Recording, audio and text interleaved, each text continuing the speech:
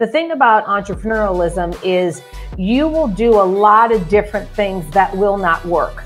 And then at some point, you will find something where all of the pieces of what you learned along the way, they all fit together a bit like a jigsaw puzzle. Even companies that are doing well still struggle. I think that's the part that people miss. They think once they get to a certain level, once they raise a certain amount of money, once they have a certain amount of revenue that's coming in, everything is great. If you focus on the hurdles, you're going to end up tripping over them. You're going to end up falling, versus you're focused on the rhythm, the part that you can control. That's what you're focused on. Don't get comfortable at 10 years, 20 years, 30 years in business. Like, you have to be on your toes. Maintaining it is harder than getting there. If a person is racing and they are paying attention to who else is racing next to them, they're going to lose. Yeah. That is, I mean, if your eyes are not straight ahead, you are going to lose ground. Scaling quickly is messy, and you're running fast and breaking stuff. Yeah. And you just have to be comfortable with the uncomfortable. That literally is the only way it works. For a lot of people who give up, they really didn't have to. They really shouldn't have. And if they had just kept going long enough to see it through to the end, they would find that it's simply a speed bump. Outshining your business rivals is easier than you think, and I've got the secret sauce to help you stand out from the crowd. Fawn Weaver is my guest today, and she stepped into the whiskey arena and created a company called Uncle Nearest. It is now the fastest growing American whiskey brand in history, driving a business worth $1.1 billion. Fawn is also one of 6 Black women in America to have founded and led a $1 billion company. You are in for a treat, friends. Fawn, welcome to Well-Oiled Operations. Thank you for having me. Absolutely. I'm so excited to get to chat and just have this opportunity to find out, how did you do this and what did it look like and all of that. So I know you founded the business in 2017. That's not that long ago. And now it's already this $1 billion business. That is incredible. Like, there's so many questions. Yeah, we founded it in 2016. It came to market in 2017. So that was already an insanely fast time frame for this industry that usually takes a couple of decades before you get noticed. So absolutely. Yeah.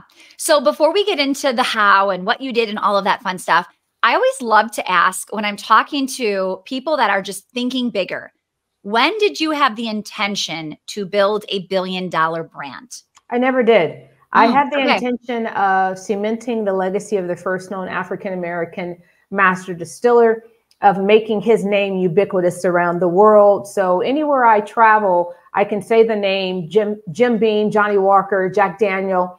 People know who I'm talking about, whether or not they drink.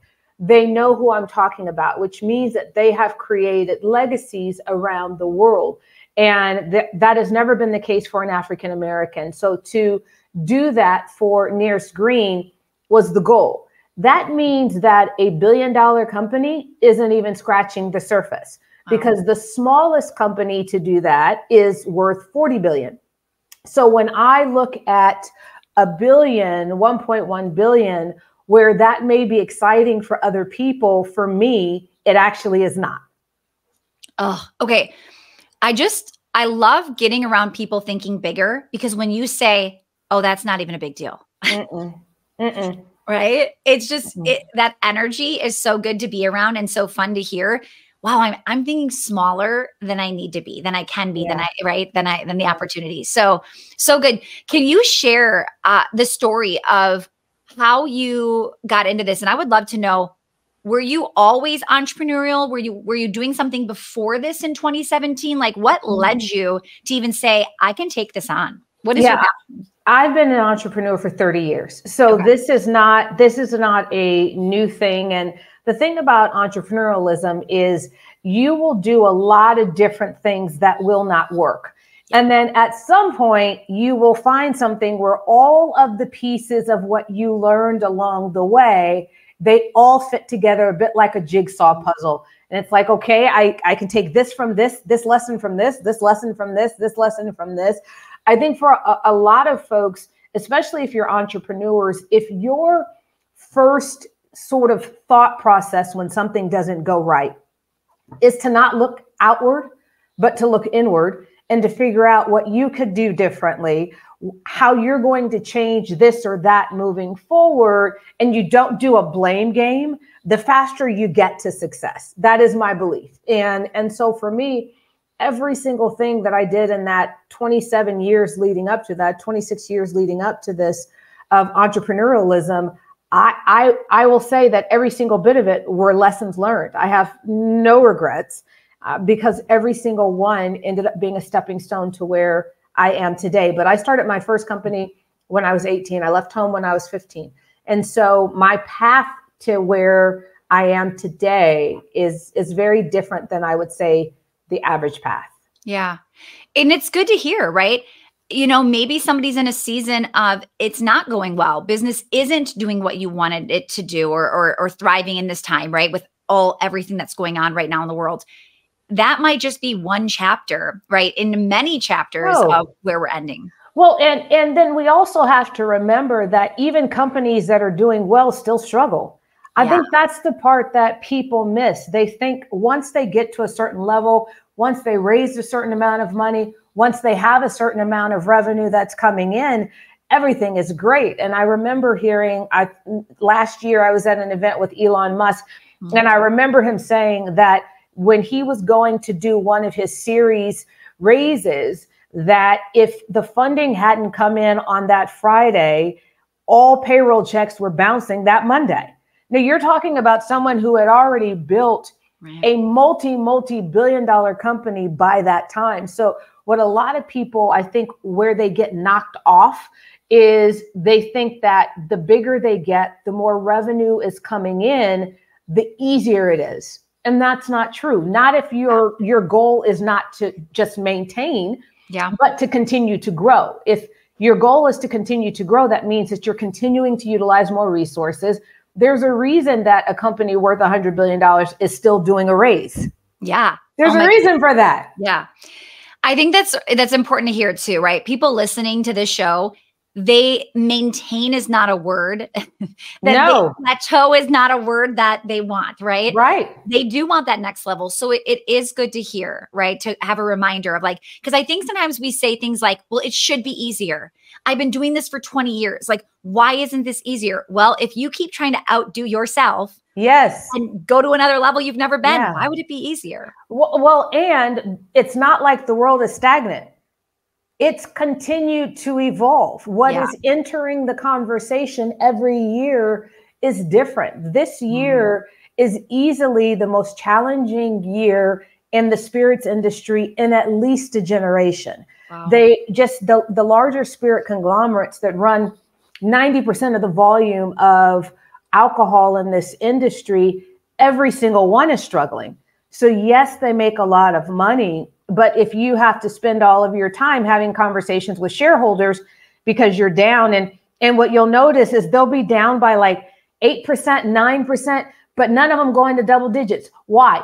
Because there's a whole lot of horse trading going on in this industry right now to keep the big guys from going into double digit losses. Well, what does that mean? That means that as a small guy, your job just got a whole lot more difficult this year, because if the big guys are horse trading, you're not a part of that. And so you're kind of having to wait to see what decisions they make. Okay. And so while they're doing all this stuff up here, we're just focused on continuing to create a groundswell because we aren't in those leagues. We can't do the same level of horse trading. So all that to say, if you are an entrepreneur and you go into a space expecting that it can be a challenge and expecting that challenges will come. And if you have a day when you don't have a challenge, it's like, woo, that's almost felt like vacation, you know? Then what's funny is sometimes we're like, nothing happened bad today. I miss, where's that feeling? Something's wrong. Something's wrong that nothing's wrong, right? Yeah. But here's the thing, and I think this is for entrepreneurs in general, is that we have to be wired as hurdlers. We cannot be wired looking to be like Sha'Carri Richardson and Noah Lyles, and we're never going to have a clear track. If we're an entrepreneur, we will not have a clear track. We all have to be Sydney McLaughlin, all of us. And if you listen to her talk, you know that she never focuses on the hurdles themselves. Hey, are you a business owner that's looking to not just increase their revenue, but actually have it positively impact your profit without you working more? Because let's be honest, there isn't any more time in the day. If so, I want to invite you to my free training called Protect Your Profit. I'm going to be breaking down our 3-part well-oiled operations framework. We're going to be going over the plan, the people, and the process. This training is completely free. We've already had over 100,000 small business owners join us, as this is one of our most popular trainings in You're in Luck, because we've got another one coming up very soon and it will be live. The strategy I'll share in this training is how we landed on the Inc. 5000 fastest growing companies in America list the last 2 years in a row. And I'll show you how to create a winning team of revenue generators, people that actually make you money, not cost you money, even if you don't think you can afford it. Go to welloiledclass.com and get registered for free. You'll walk away from this session with strategies you can actually implement and apply immediately, as well as I'll be gifting my 16-page hiring handbook, how to recruit, hire, and train top-tier talent. So come hang out with me and a few other 100 small business owners who are all looking to scale their business while scaling back their time. So get signed up for free at welloiledclass.com or click the link in the show notes, and I will see you there. Because if you focus on the hurdles, you're going to end up tripping over them. You're going to end up falling, versus you're focused on the rhythm, the part that you can control. That's what you're focused on. When do you jump? When do you run? But you're expecting the hurdles to be there, but you're not expecting them to slow you down. And that's the key. Because if you remove all those hurdles, Sydney can still outrun everybody running without hurdles. So the hurdles aren't there to slow you down. They just are a part of being an entrepreneur. Those challenges, if you expect them, they won't take you out. Yeah, so good. So I want to know, what is so great about this whiskey that it is the fastest growing? My husband's a whiskey drinker. He's like, I've never heard of this, but now I'm very intrigued and I need to know everything. Yes. Well, first of all, it is the most awarded bourbon 5 years running. We're about to make it 6. Okay. So coming into the industry, for wine, it's always been 95 points, 98 points, 99 points, or it's this gold medal, that gold medal. That's always been a thing on the wine side. But in the spirits industry, I noticed when we came in that people didn't really focus on awards. There's all these award shows, but nobody really focused on it. And when I spoke to someone from one of the big companies, they said, well, we've done the studies and the spirits consumer just doesn't care. I'm like, every spirit consumer I know drinks wine. Yeah. So you've got a crossover there. So it means that the wine industry has trained them to care about awards, but the spirits industry has not. So to me, that was an immediate opportunity. Yeah. Because now I am able to, if we are submitting to every single award competition, and I know we're making some incredible bourbon, then all of a sudden everyone looks up and goes, wait, who is this company that just won every best in class, every gold medal, every double gold medal? Yeah. That's really how we ended up being introduced to most of those who are drinking Uncle Nearest premium whiskey. Is they're like, wait a minute, how did they capture every best in class? Right. And curiosity. It's like, my husband's like, I have to try this whiskey. Right. There's no way I'm not trying this. Right. Yeah. And it had everything to do with when folks said, that's not something that consumers care about. I didn't believe them. Yeah. And then when we talk about consumers overall coming into this industry, the bourbon industry, prior to Uncle Nearest, almost 100% of the budgets were dedicated to marketing to white men. But that made no sense to me, because women and people of color are, not only are we 70% of the population, but most of us are the ones who actually determine the purchases in our household. We are the ones who get the gifts. And so your husband may, you know, have a few bourbon gifts from you, but we determine so much of the buying power, and yet we were never marketed to. And so coming into it, I would have people who were really trying to test my knowledge, whether it be distributors or investors, and one of their top questions would be, so who is your audience? Who are you marketing to? And I would literally look at them and I would determine who I thought they thought my audience should be based on who they were and based on what their background was. And I would pair it to them who I believed they thought the audience should be. And it wasn't until years in, I'd probably say about 4 years in, before people realized that every time I gave that answer, it was the truth, because I was going after every consumer group. If you spend $50 for a bottle of bourbon, why would I determine, because of your gender or your race, that my bourbon isn't good enough for you? Why would I do that? I wanted to market to everyone. So that was very, very unique coming into this industry, was making a determination that I was not going to leave anyone out. Yeah, so good.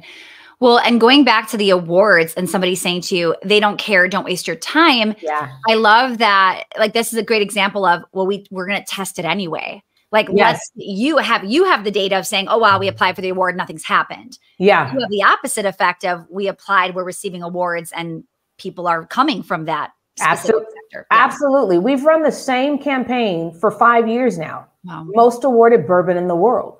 Most people have to try to come up with a new campaign every year. Yeah. We haven't had to do that. We just have to make sure that every single year what we put out is better than the rest.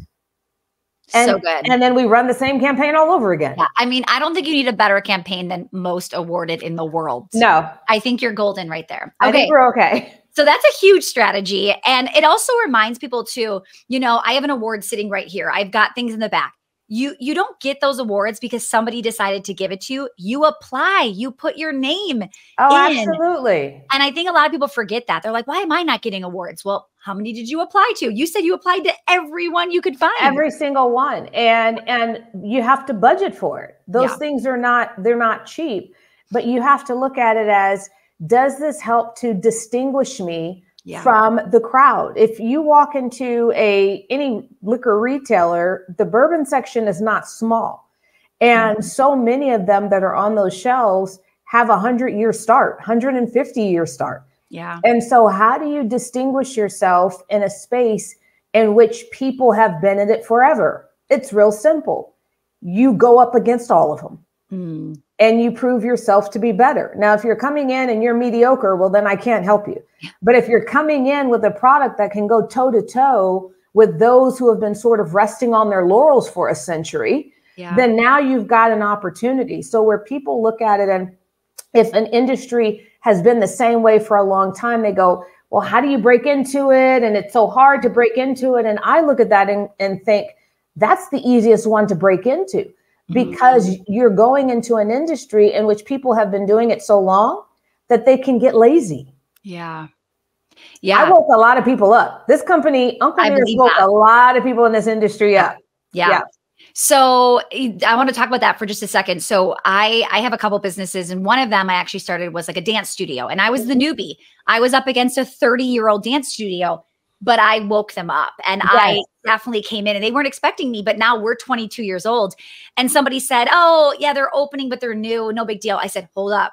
22 years ago, I was the newbie. Like, we have to be watching. So I think for people listening, don't get comfortable at 10 years, 20 years, 30 years in business. Like, you have to be on your toes as much more than anybody. You got to keeping it, maintaining it is harder than getting there, I think. There is no question about it. And even when we're talking about being the most awarded, we don't just track our awards. We track every award of every bourbon brand in the country. And we track what they do around the world, because we would be foolish to think that we're going to just be here. Yeah. So if we get halfway through the year and anyone is even close to us, the level that we step it up to make sure that by the end of the year that nobody is able to touch us is something that we're paying attention to. So we expect for anybody to be able to rise up and to and to compete. Yeah. Now, obviously you're getting awards. This product is clearly a superior product. How did you make sure product mastery? Like, what did you do to make sure like this actually could get the award, right? Not just fluff and getting titles. Yeah. Nearest Green's great-great-granddaughter. I believed in her from the moment she came into the company, and I watched her do her first tasting, her first blending.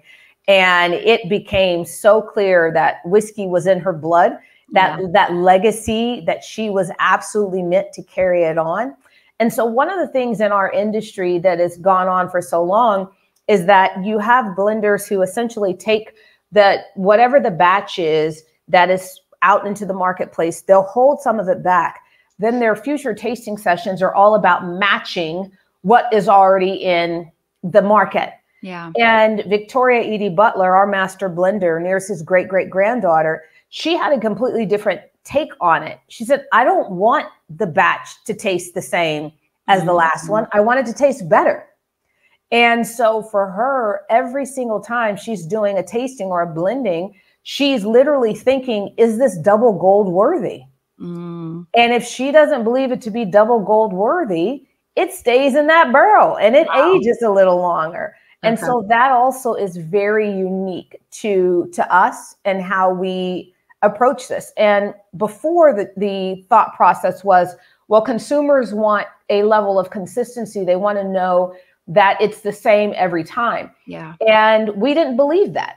What we believed is they want elements of it. I mean, they don't want it to be so different that it tastes experimental, but they just want it to be great. So then our goal wasn't being similar each batch. Our goal was making sure it was really great each batch. So good. Okay. A lot of gold coming in. I'm loving this. Now, the story is a really powerful story of Nearest Green specifically. So how much of, I would love for you to share that story, but then how much of that was also, I think I would assume people hear it and when you hear a good story and you want to, like rally with them, I assume that it's also helping. So I'd love for you to share that story too, just so people know that's part of your huge brand. Oh no, absolutely. Nearest Green is the first known African-American master distiller.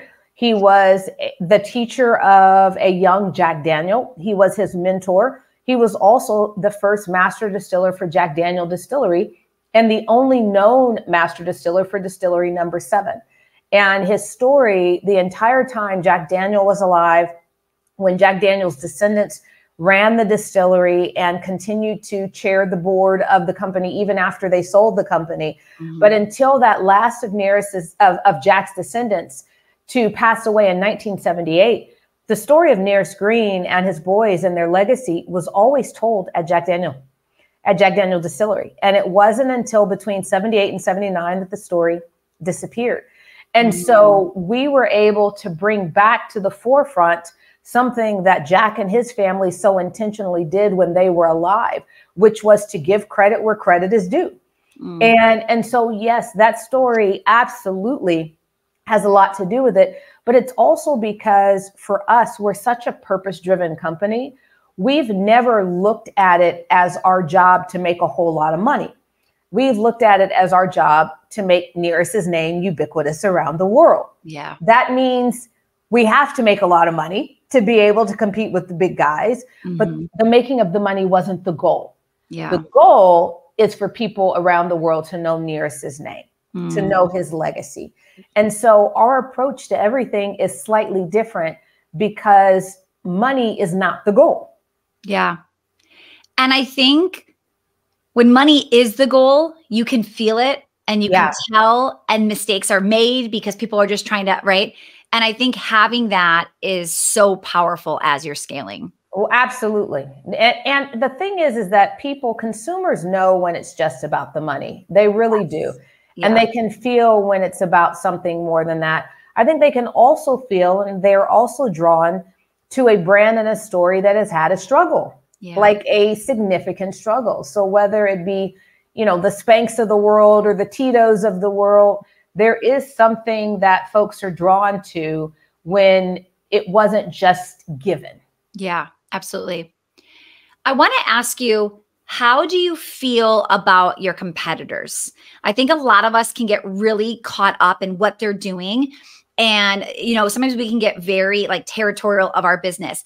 Do you focus on abundance mindsets? Can you get stuck into a lack mindset? Like, how do you feel about that just in general? Yeah, I don't pay attention to my competitors. Okay. At all. Because I take an approach of Greg Popovich and the San Antonio Spurs. It's funny because people that would be traded there or people that would go to the Spurs, they'd be looking for these scouting reports. So in basketball, I'm sure they do the same thing in football. Whoever you're going to be playing against, whatever that star is, you'll get a scouting report and it will show you all about their moves, what they do, what their vulnerabilities are, the weaknesses, where you have opportunity. Well, people would come to San Antonio and the scouting report was like a page. And they're like, where's the scouting report? And Popovich's thing was, if you do your job right, it doesn't matter what they do. And that's how I look at it.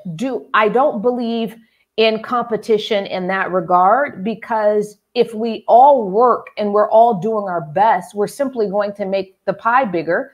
So then we all have larger pieces of the pie. The lack mentality, and I've watched it coming into this industry, the competitiveness makes them do very foolish things. Yes. And I have watched and I've received more phone calls than I can even think of from people that are in boardrooms of the big spirit conglomerates. And they're like, Fawn, you're a topic of conversation again today. Yeah. And my thing is, if they paid less attention to me, I bet you they could grow a whole lot more. Oh man, right? Because I'm not paying attention to them. Yeah. But I have seen them make decisions and to move. I mean, literally within the last couple of days, there's one particular company, because people kept tagging me, that has made some decisions that it's clearly to try to go after the uncle nearest market, consumer base, and all the rest of that stuff. And I just look at it and think it's the funniest thing in the world, because they spent a whole lot of money and it's not going to be effective because it doesn't feel real. Yeah. Yeah. And consumers know when it's real. Yeah, agreed. I think sometimes too, you have to remember, how much are we gambling on ideas and tasting risk? And we don't know if it's going to work. We're trying it. If you're always watching your competitor, you don't even know if you're copying something they're gambling on. Absolutely. Right? You got to be careful. You have to be careful, and also just paying attention. I'm going to go back to the race analogy. If a person is racing and they are paying attention to who else is racing next to them, they're going to lose. Yeah. That is, I mean, if your eyes are not straight ahead, you are going to lose ground, and it's unnecessary. Yeah. So good.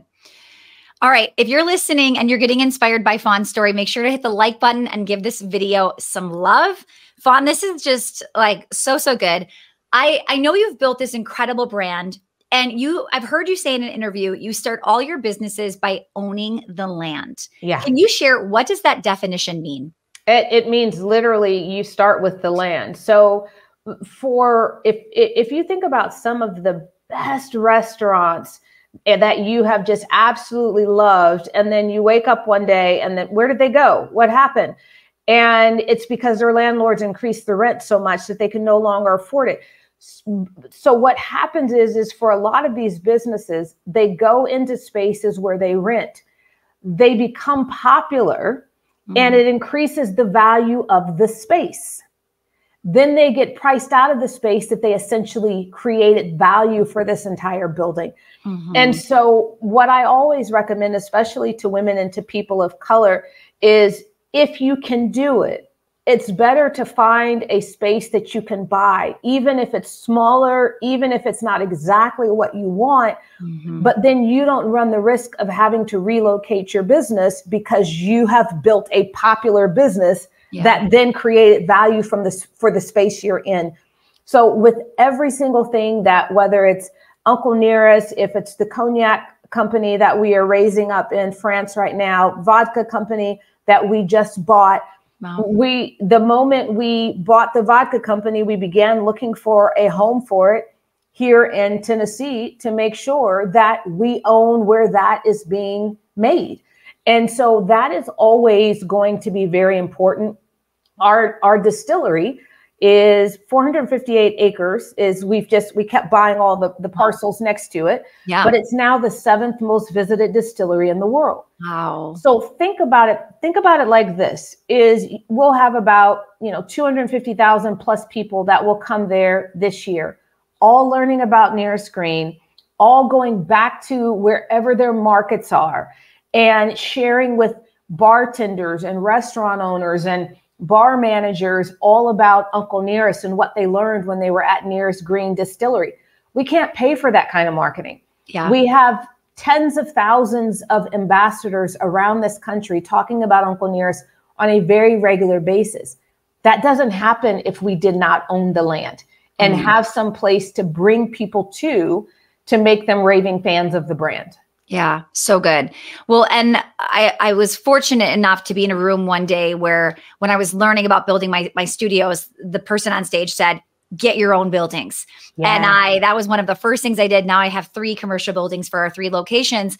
And it really does add so much value. It's not just that I have this business asset, but I also have the commercial building asset, which is a huge opportunity as well. It is. And the consumers love it when you own it because they know that you're in it for the long haul. Yeah. And even as much as people talk about sort of trendy things and people like to buy this trend, people like to buy that trend, in certain industries, I'm certainly in one of them.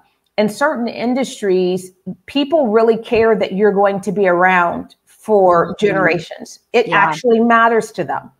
Yeah. And so for the industry I'm in, the alcohol industry, not owning would have been a huge mistake. I'm also, one of my dearest friends owns about 15 plus bars and restaurants in Nashville. And the thing that he has been brilliant about is buying the properties that he is building the restaurants. So as he creates these very popular restaurants and bars, it creates all this value for the spaces that they're in. Yeah. And then in the times where he has decided, okay, this building is now worth so much money, I'm going to go ahead and sell it. Right. Holy cow, the amount of money he's made on these real estate transactions, and they were simply housing the businesses. Mm-hmm. So you have now created 2 revenue streams. Yeah. Even though you really only have one business. Yeah. And I mean, I have other tenants besides myself, but like there's nobody more, I think, secure than me, right? Like I know if I'm a tenant paying myself rent, I feel very good that these buildings are going to be fine. Whereas when I'm renting to a random business, I am crossing my fingers. They know how to get through tough times and pandemics and election years and all of that. That's a lot riskier. Absolutely it is. Yeah. All right. I would love to ask, how have you kept up with scaling so fast? Yeah. I mean, I assume you are just like stripping old identities and becoming a new woman constantly with how fast you've grown. What does that look like? And how have you managed that? Yeah, it is not, it's a very messy process. It is, scaling quickly is messy and you're running fast and breaking stuff. Yeah. And you just have to be comfortable with the uncomfortable. That literally is the only way it works. You've got to make peace with the undone. And that is scaling fast. You never have enough money. You never have enough people, and you never have enough sleep. And you roll with it. It just depends on what it is that you want to do. Some people want to build very small and they only need to get to a certain place.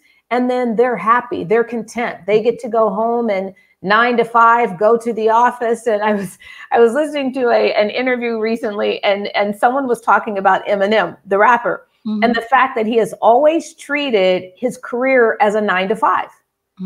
So people who would be in the studio thinking, okay, well, I'll record with him at midnight because that's when that stuff usually happens. And they would show up and call him, and he's like, I'm home. I said I'd be there from 9 to 5. And then he would take a lunch break. Nice. So all these stories of all these people going into work with Eminem in the studio, and they're like, oh yeah, he comes in at 9, he's out at 5, and he takes a lunch break. And so everybody is different. Everybody is different in how they do it. And so you just have to decide what is contentment for you. For me, I am a person who loves to build. Yeah. I have no interest in being, if I'm climbing up a mountain, getting to a plateau and building my house there. That's not how I'm wired. Yeah. So much of my joy is in the climb itself.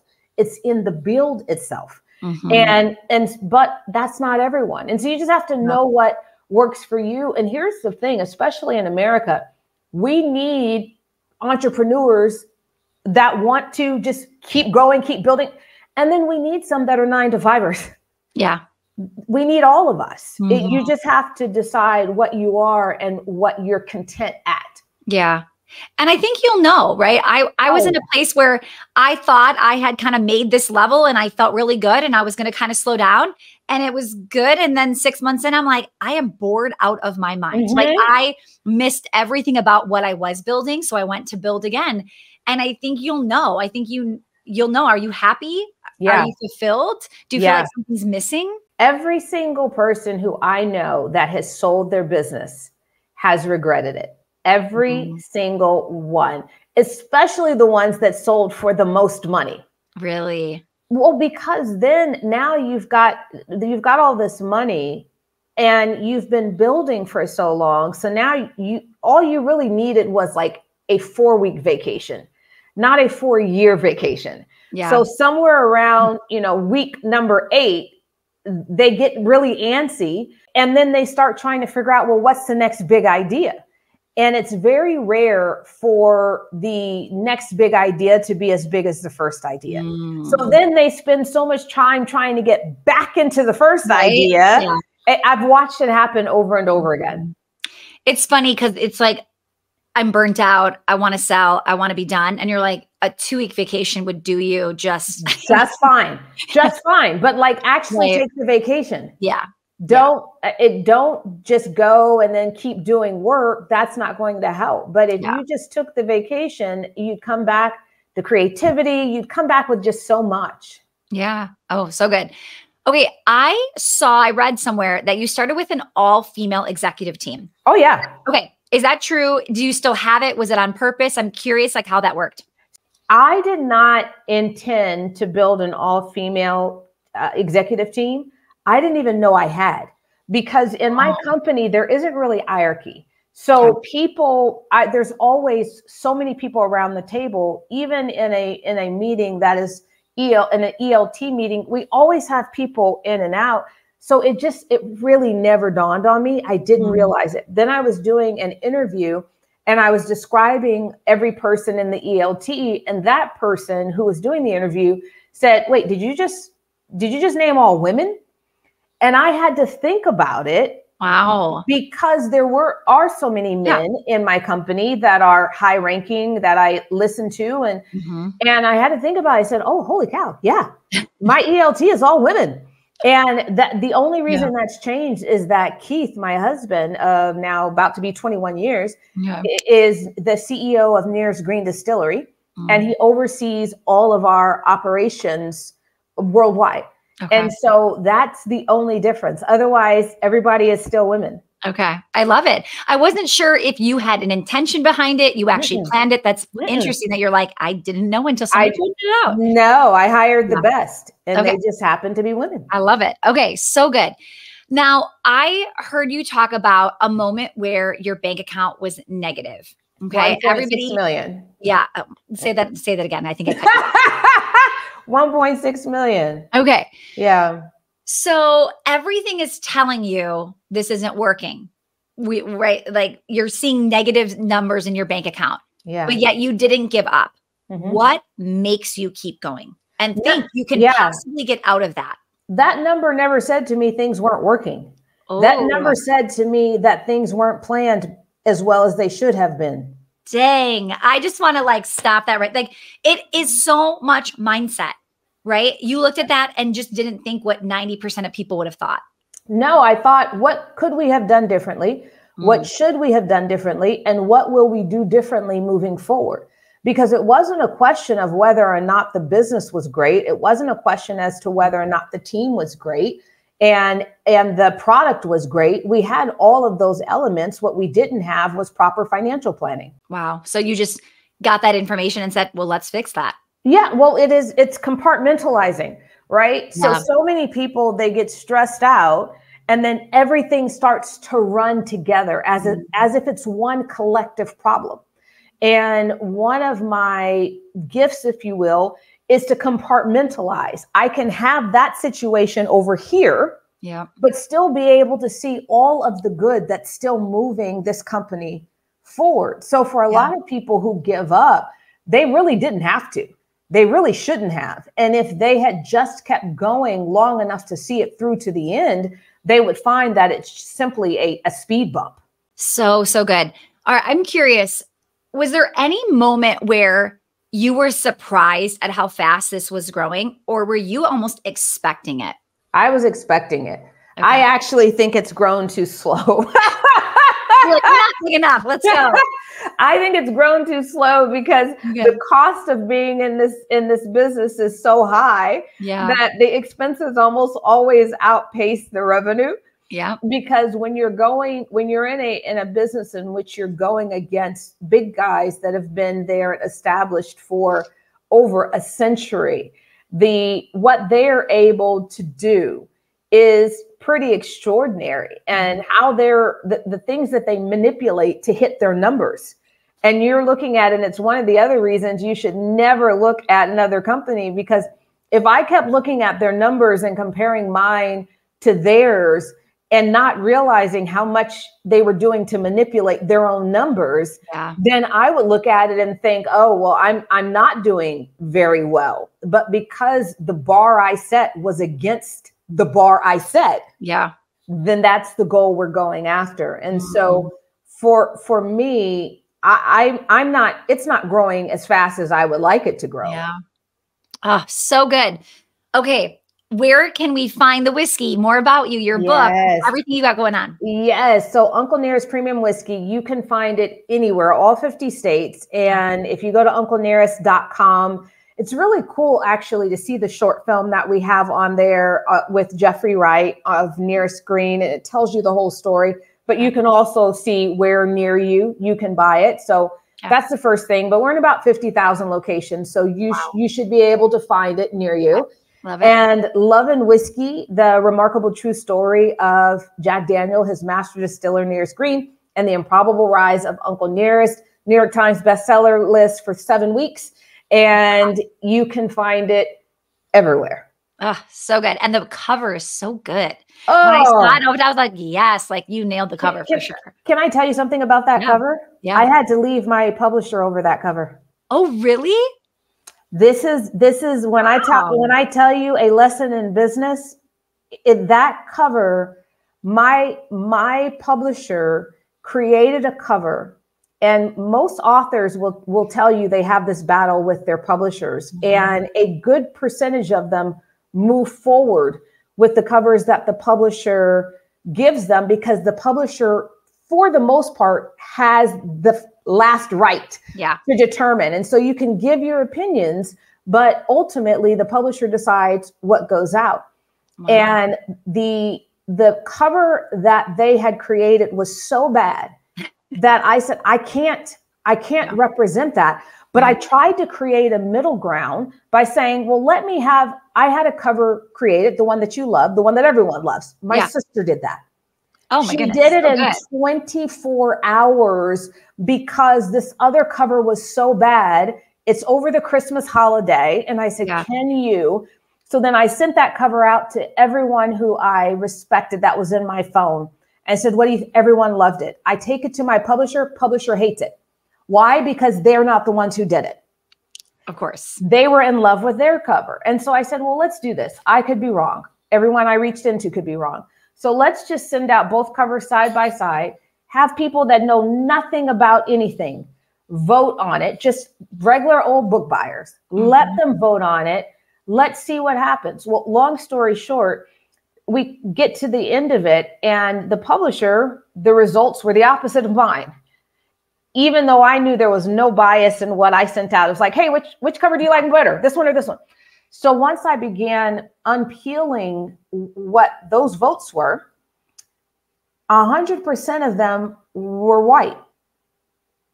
The cover appealed to one group of people, where the cover that you have appealed to everyone. So I went back to the publisher. I said, listen, we got a problem here. Yeah. Every single person, I understand that that's a large book buying population, and I understand your company has a lot. However, we've built Uncle Nearest is a brand that is for everyone. Yeah. I cannot represent a cover that only one population liked. And by the way, still more of that population liked my cover. Right. Right. And they would not budge. And so I said, so this is what I will do. I had a pretty large advance. And I said, I will give you back your advance, and I will give you back every penny you have put into this, every bit of marketing, every bit, because I won't represent something I don't believe in. So I gave them back everything so that I could move forward with my cover. Wow. We were the Thursday before the cover reveal was set to happen on The Talk. They told me that they did not want their imprint on the book cover spine. And they were like, well, maybe you can put your company. Oh, right, because that will look professional if the whiskey company is now a publishing company. So on the Thursday before the book reveal was set to happen, and mind you, I've been working on the marketing plan around this for a year. Oh, yeah.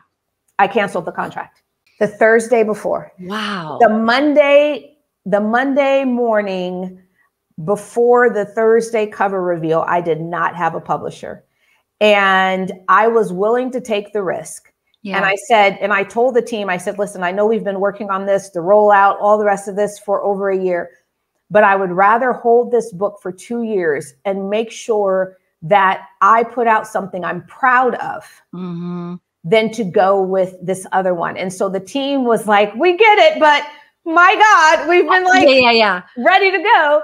But I think that's one of the important things in when you're building a company, when you're building your brand, is you really have to, there are going to be decisions that you have to make that are hard and impact a lot. But if you don't stand on what you believe, you will regret it. And I love that story just like snuck in there, because that is such a powerful story. I think it shows you like how you do anything is how you do everything. Yes. And it just tells me like, if you're going to do it, you're going to do it right. And it doesn't matter what the consequences or risks are going to be that involved. Absolutely. Absolutely. And the crazy thing is the book came out, the pre-sales were through the roof, and it was, the goal was to have it on the New York Times bestseller list at least 4 weeks. We've far surpassed that. And the book continues. I mean, we're out, I don't know, the book came out in June, and it still sells well over 1,000 copies every week. Wow. Without a whole lot, because people are sharing it, but also because of the cover. Yeah, of course. Because I opened it with my first thought, I was like, she nailed that. I already had seen the picture in something else you've done. So I was like, oh, like so good. Well, shout out to my sister, Lonnie King. Oh, yeah. For designing that in 24 hours. Excellent. Fawn, thank you so much. The value you've brought, like this has just been such a fun episode on the Well-Oiled Operations podcast. For those listening, please like, subscribe, rate, share, review. It means the world to us wherever you're watching or listening. My name is Stacey Tuschl, your guide to streamlining and scaling your business. We will see you in the next video.